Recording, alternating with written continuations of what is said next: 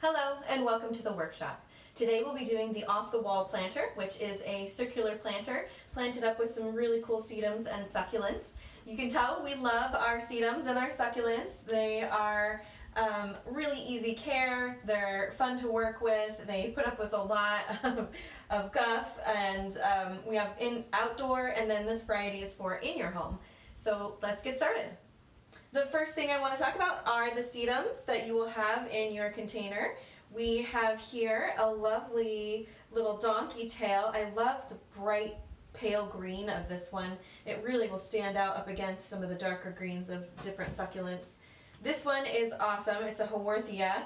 It's very kind of spooky looking. It has that kind of claw look to it and a really awesome texture with those white ribs on it. And then this is one of our beloved echeverias. This is a variety called Affinis, and it has just that nice dark, almost black tips to it. And then finally, this is a red stem Portulacaria, and it shows up, those reds will show up really nicely against the dark of this one and even the light of this one. So this is going to be super cute. Next, let's look in our kit and see what else we have.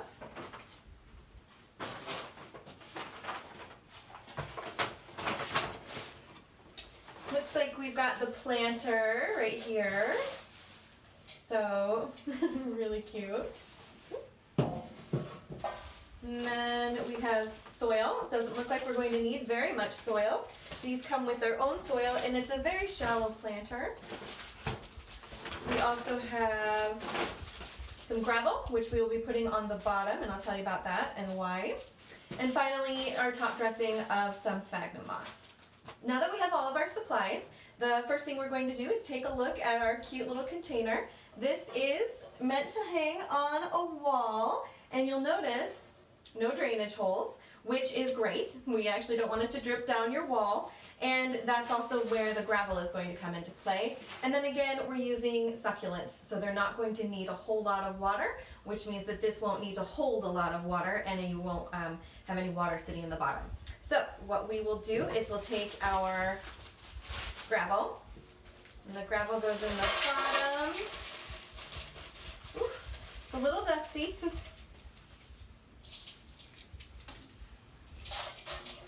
Shake it out a little bit so it evens out all along the bottom side of the container.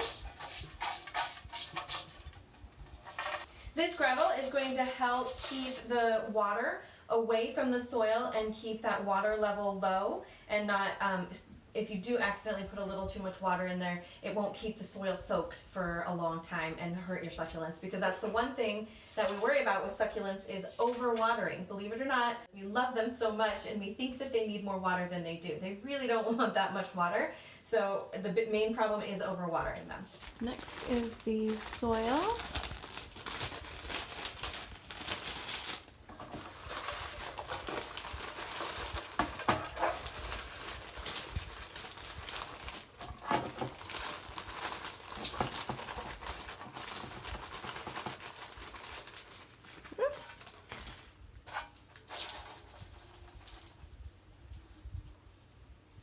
Like so. The first succulent that we're putting in is this lovely red stem. And just like we always do, squeeze, squeeze, squeeze. And then it should, pop right out. And you know, this is going to be a tricky way to plant. I think I'm going to find something to prod this up on. Just a sec. Now we can see what we're doing. So this one kind of has a flat edge right here. We'll dig a little hole. Set it down in there. There you go. Okay, first one's in. So the next one I'm putting in is that awesome Haworthia. I think it'll look nice with the light green and the ribs up against that red stem. Ooh, look at those roots. It's pretty cool. And I'm going to tuck you right in here next to this one. Ooh. Some of the topsoil is falling off around it. That's okay. Just make sure it doesn't lose too much soil and its roots are exposed. Okay. Nice. Okay, next is this Echeveria. You can pluck off any of the dead leaves on the underside.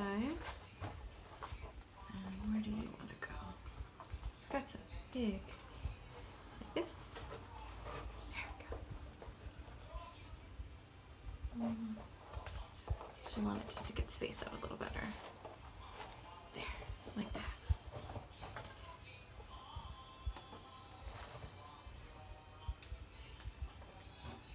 And finally, this adorable donkey's tail. Now these are very fragile. These little pieces, you barely touch them and they fall off. It's not a problem, it's no worries, you didn't hurt it for life, but just know that some of those little pieces are going to fall off. See, look at that. Ah! Put them in there, maybe they'll root. Now push more from the bottom on this one. There we go. Okay, so this one, I want it to have its place pretty spot on. Ready to go. Let's give it some more room. And then I want this piece to hang over the side. And I'm pushing the soil up next to the side of the other little root ball. Higher up there. And then down in this one goes. Once this one's in, I don't want to mess with it too much because it may lose some more little balls and bubbles. Ah! Sorry guys. It's a tight squeeze. There we go. Push them in there. Now without hurting them, take and make sure that they're nice and secure. Knock down any soil so that they're nice and snuggly. And then, yep, I did, as you can see, break off a couple of pieces of the Echeveria and a couple of pieces of the donkey tail that are back in there. Don't worry, the magical thing about succulents is that they make more succulents from their pieces. So if you just let that scab over a little bit, get a little film on it, and then you can even plant it back in here if you want to have another little baby one growing in there. See what happens, or you can put it in another pot. Just save them for later. You can use them in a different project or start new little babies. And here's our sphagnum moss that we're going to add to the top. If you want to, you can wet it so it's a little more malleable, but that's not necessary, and we can just kind of tuck it in there so it hides all the different places that we may have missed.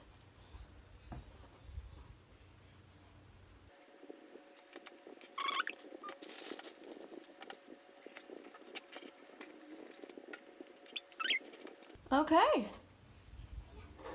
that looks gorgeous. You just completed your off-the-wall planter, and I think they look great. I think it'll look really cool hanging on a wall. Because they are hanging on the wall, we might forget about them a little bit, which actually for succulents is probably okay. They do still need to be watered sparsely. They like to get a nice big drink of water and then dry out completely. Let the soil completely dry out and then give them a nice big drink of water. You can always check the soil, put your finger down in there and see if it's dry enough yet. The best way to water them is to use, if you have one, a turkey baster or maybe even an eyedropper with water in there so that you can get that water down towards the base of the plant. You don't want to water above. You don't want to topically water the plants. The succulents don't really like that. If it sits on top, it could actually rot the plant as well if they don't like standing water. So get that eyedropper or turkey baster and shoot that water down in there. Give them a nice big drink, let them dry out. A shot glass size is pretty good for the amount of water you can use. And then hang them back up and choose a very, very bright location. They love that sunshiny area. Not direct sunlight, but a nice bright room would be perfect for these. And watch them grow. These will get taller and branch out more and become more tree-like.